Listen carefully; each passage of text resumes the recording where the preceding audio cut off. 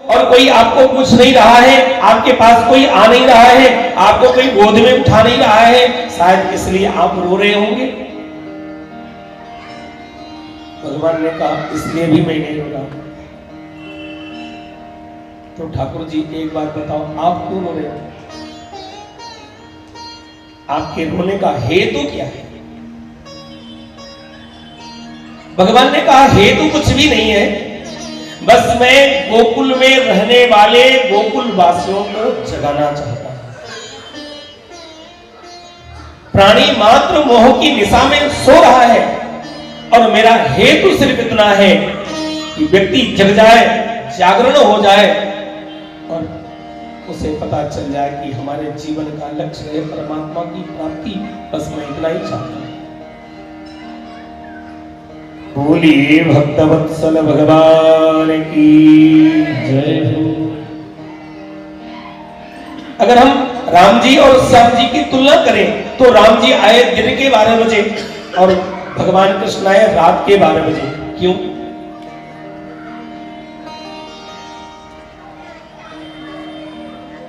कभी हम विचार नहीं करते, पर आइए हम विचार करते हैं। राम जी दिन के 12 बजे आए, दिन में होता है प्रकाश और रात में होती है अंधियारी।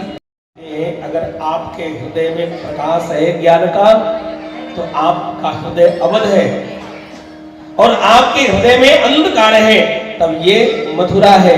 पर आप चिंता न करो, अगर आपके जीवन में प्रकाश है तो भी मैं आपके जीवन में आऊंगा, और अगर आपके जीवन में अंधकार है तो भी मैं आपके हृदय में प्रकट होऊंगा। अंतर क्या है? हृदय में प्रकाश करना पड़ता है, पर हृदय में अंधकार करने की जरूरत नहीं, वो ऑलरेडी बना ही है। जल को गर्म करना है तो उपकरण की आवश्यकता है, लेकिन जल को ठंडा करना है तो उसका सहज रूप है, उसका धर्म है। ठंडा होना करने की जरूरत नहीं है। हमारा तो धर्म ही है अंधकार में रहना, क्योंकि हम अज्ञानी हैं। तो अगर हमारे जीवन में ज्ञान का प्रकाश नहीं है तो भी चिंता करने की जरूरत नहीं है। हमारे हृदय में ठाकुर है। पर विडंबना क्या है? हृदय में रहने वाले ठाकुर का हम दर्शन नहीं कर पाते हैं। ये परमात्मा कब दृष्टिगत होता है, कब नैनगोचर होता है? जब ये परमात्मा हृदय को छोड़ करके गोकुल में आ जाए। मथुरा है हृदय, हर व्यक्ति के हृदय में भगवान है। दिख रहे हैं क्या? लेकिन वही परमात्मा, गो माने इंद्रिय, कुल माने समूह, इन इंद्रियों के समूह में प्रवेश करता है। शब्द से हम आंख से, मुख से, हाथ से स्पर्श कर सकते हैं। यह शब्द, स्पर्श, रूप, रस, गंध, ये 5 इंद्रियों का जब विषय बन जाता है तो परमात्मा नैनगोचर हो जाता है। इसलिए भगवान कहना चाहते हैं हमारा प्रादुर्भाव तो होता है हृदय में, पर मैं दिखता तब हूं जब मैं गोकुल चला जाता हूं। और गोकुल में जब भगवान आए तब हमारी दृष्टि के सामने आए, और भगवान जब तक न दिखे तब तक आनंद नहीं आता है। मैंने सुना है, ठीक है, भगवान होते हैं, लेकिन भगवान है कैसे? इसके लिए भगवान को गोकुल जाना पड़ता है, और भगवान गोकुल पहुंच गए। बोलिए भक्तवत्सल भगवान की। और गोकुल की क्या परिस्थिति है? सारी गोपियां चली हैं अपने घर से। तो देखो सुखदेव भगवान कितना सुंदर वर्णन करते हैं। गोप्यः बहुवचन लिखा, गोपी नहीं लिखा। गोप्यः समृष्टमणिकुण्डलनिष्कण्ठम् चित्रांबरापथि शिखा चित्रमाल्यवरसा नंदालयं सबलया ब्रजतिर्भिरेजुर्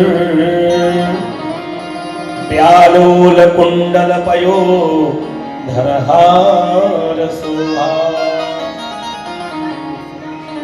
उन गोपियों की कैसी शोभा हो रही है? बड़ा सुंदर वर्णन किया है।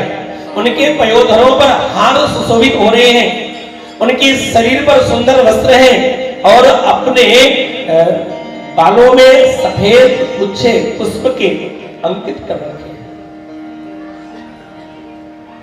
और जब गोपियां भगवान के दर्शन को चली हैं तो उनके सिर पर रहने वाले जो पुष्प हैं वो धीरे धीरे नीचे गिरने लगे।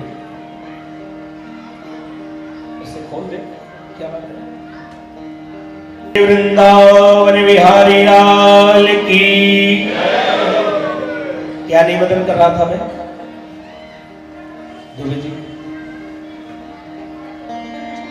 मैं निवेदन कर रहा था जब गोपियां भगवान कृष्ण से मिलने के लिए चली हैं तो उनके जूरों में गुथे हुए पुष्प धीरे धीरे नीचे गिरने लगे।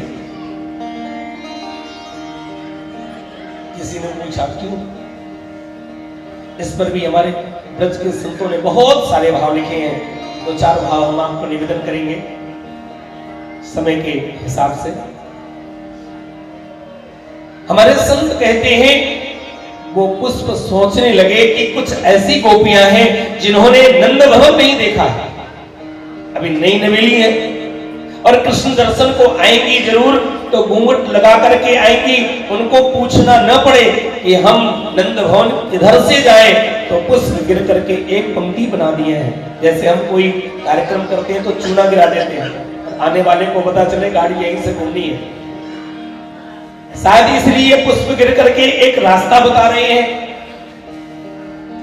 अथवा तो पुष्पों ने सोचा आज खिले हैं, कल मुरझा जाएंगे, परसों मिट्टी में मिल जाएंगे, पर मिट्टी में मिलने तक ये गोपियां हमें छोड़ने वाली नहीं। कल प्रातः काल जब स्नान हो जाएंगी तो हमें अपने केस से निकाल करके यमुना में फेंक देंगी और यमुना के जल से होते हुए हम ब्रज से दूर चले जाएंगे। हम दूर जाके क्या करेंगे? जब ब्रजवासी ब्रजनंदन नंद नंदन यहाँ आया है तब उनके माथे से नीचे गिरने लगी। इसलिए गिरने लगी सारे पुष्प हम नीचे आज गिरेंगे, कल मुरझा जाएंगे, परसों मिट्टी में मिल जाएंगे।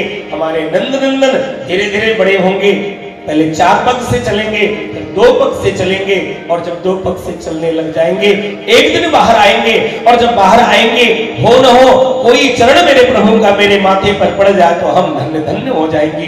इसलिए सारे पुष्प नीचे गिरने लगे।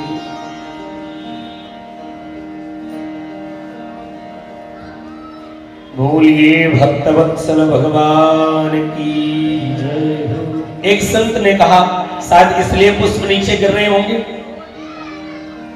पुष्पों ने विचार किया कृष्ण कौन है? परमात्मा है। गोपियां कौन है? जीवात्मा है।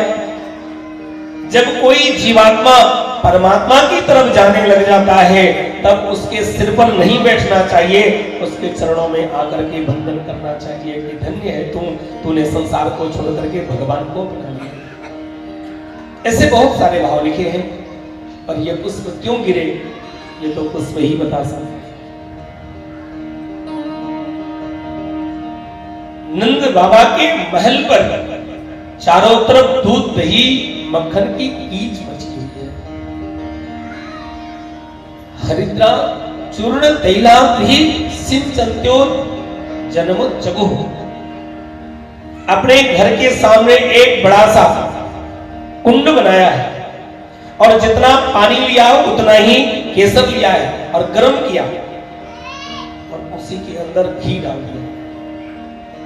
पानी में घी मिला दो और उसी में 1 नंबर का केसर मिला दो तो पक्का पीला रंग हो गया, वो छूटने वाला नहीं। भर दिया है उसी कुंड में और कोई भी आता है उसको पकड़ करके उसी के अंदर धम्म से पटक देते हैं और जब उसके अंदर से निकलता है हमारे पांडे जी जैसे दिखने लग जाता है, पीले पीले।